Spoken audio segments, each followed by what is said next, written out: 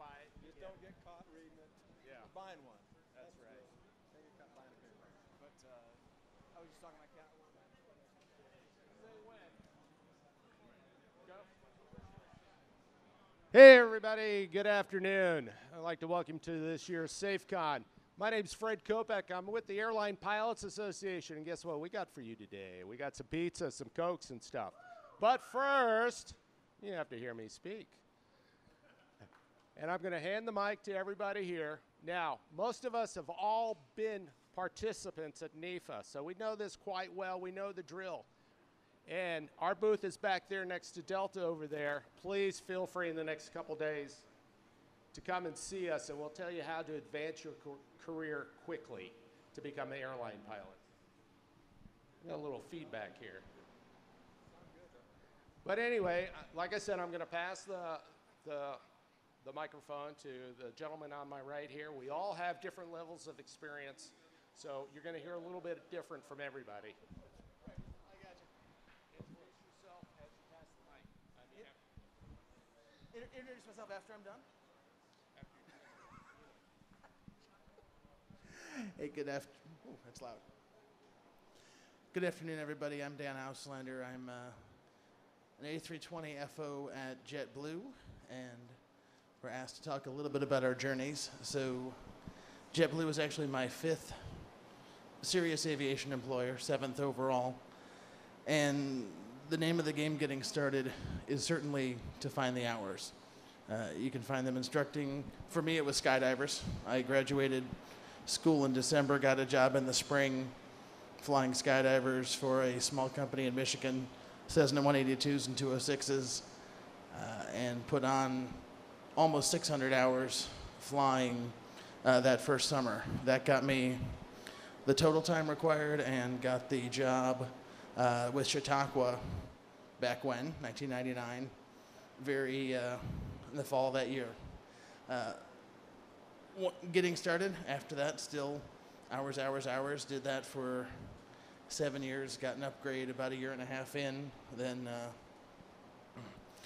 took some time off from flying the line, went to work for flight safety, learned instructional development, training program management, and then did that for about 5 years, leveraged that into my next position, which was as a fleet captain for a small startup down in the Caribbean. I got to spend 2 years in an office Monday to Friday and on the beach every weekend. That was kind of fun. After that, kept on, made a couple more changes. 2 years after that at Silver Airways as their director of safety, and then about 3 years ago started at JetBlue. The cool thing is I've had 6 employers and every move has been voluntary. Not everybody gets that lucky, but I hope that going forward things keep moving up for everyone, and everyone does get that lucky to make the changes because they want to. Best of luck to everybody. I hope you're enjoying the competition, and thanks for having us out here to have dinner for you guys tonight.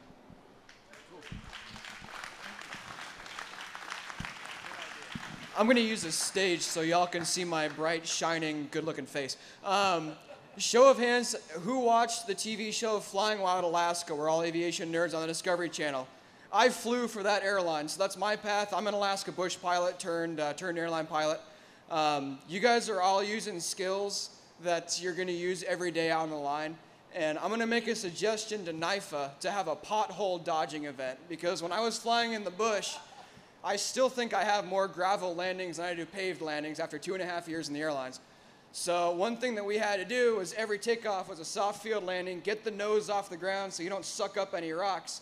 But you also had to dodge the potholes going down the runway. So NIFA, if you guys could go out and like dig some holes in the pavement and have the students start to dodge them, it might be a good skill that transfers. But you guys are in a great spot. This is my first NIFA. I didn't compete as a student, but it's great to be here. Great to see everybody. I know a lot of people these days are looking for paths into the jet that's not flight instructing. So if you guys want to talk about that, come find me. I'm at the ALPA booth. But thanks for having me. Thanks for opening your doors as former Riddle Prescott grad, and great to see all you guys. Thank you.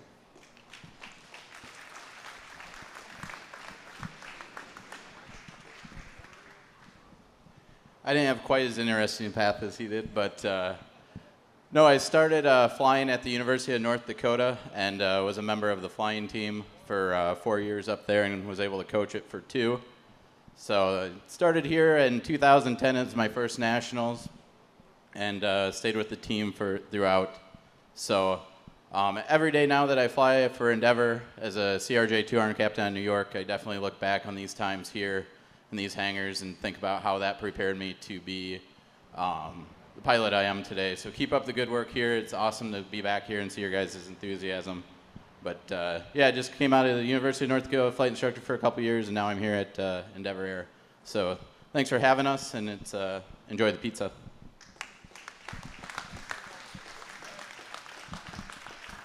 Hi everyone, my name is Kyan Tadawala, former NIFA competitor and coach for Lewis. Also flight instructed. I'm currently a Trans-States Airlines first officer based in Chicago. And all I can say is NIFA is just a fabulous, great event. Most of my best friends I met here through NIFA still keep in touch. So I hope you guys are enjoying your time here, networking with your fellow competitors, the judges, and the sponsors around. Good luck to all the teams, and thanks for coming out. I'll turn it back over to Fred. I'm just looking at the bill. Anyway, I'm kind of the old fart of the bunch here. I got all these young bucks here. This is airline number 8 for me. I'm a Delta captain. I now fly the A350. But I started back there on those tables 35 years ago at a community college flight team that we started. We also started Alpha Eta Rho at the time for our campus. Well, like I said, 7 other airlines, and now I'm with Delta. I got hired at 25. I'm a total fluke there. As one of the chief pilots said, you are an anomaly here at Delta, but it wasn't in a flattery way, in a sense. ALPA is, for those of you that don't know, ALPA has been around since 1931. That's 87 years. For those of you that have ever flown a steam gauge, can I see your hands? All right, you know how the instrumentation is? You go from a Cessna to a Piper to a Beech. ALPA did that back in the 30s. And you know how the gear handle is? It's got a little tire on it, kind of round. ALPA did that. Flap handle's got a little flap on it. That's ALPA. Now, granted, we worked with NASA, or back then it was the CAA, all those years ago. But ALPA's involved with the manufacturing all the airframes out there. ALPA's number 1 goal is safety.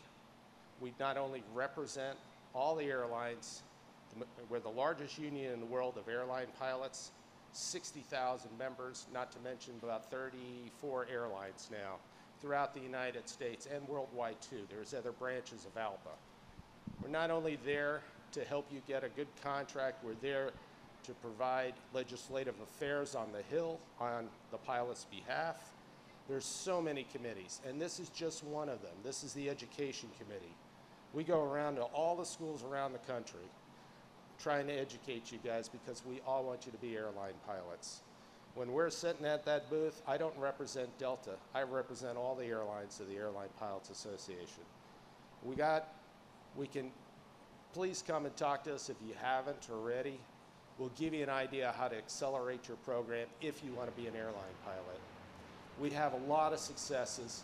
One was a United guy that is manning the booth today that started at an ALPA Ace Club 8 years ago.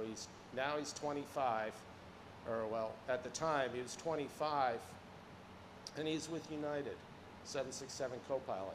Another guy from Daytona, he's 26, he's with FedEx. So it happens, and it's all because we're talking to people. So please, does anybody have any questions? Anything while we're here? If not, please come and see us at the booth tomorrow or Saturday while we're there. And please enjoy this pizza. It's all for you guys. And thank you again for your time.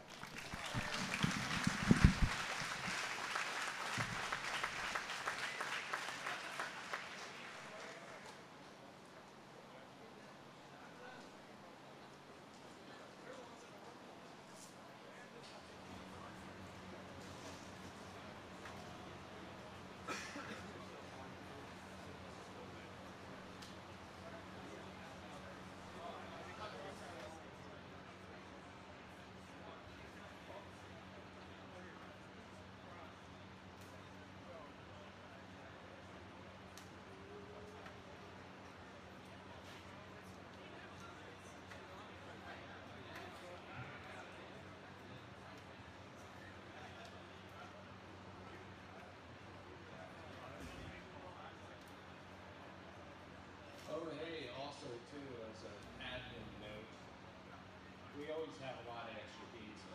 So after everybody goes through it a couple times, if you want to take one back to your hotel for breakfast in the morning, feel free.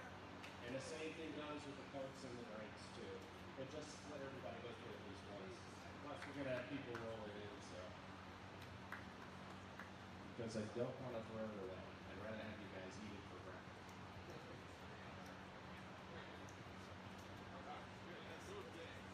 Things they won't teach you in school. Take advantage of this free food because you're soon going to be scrounging the morning breakfast at the hotels for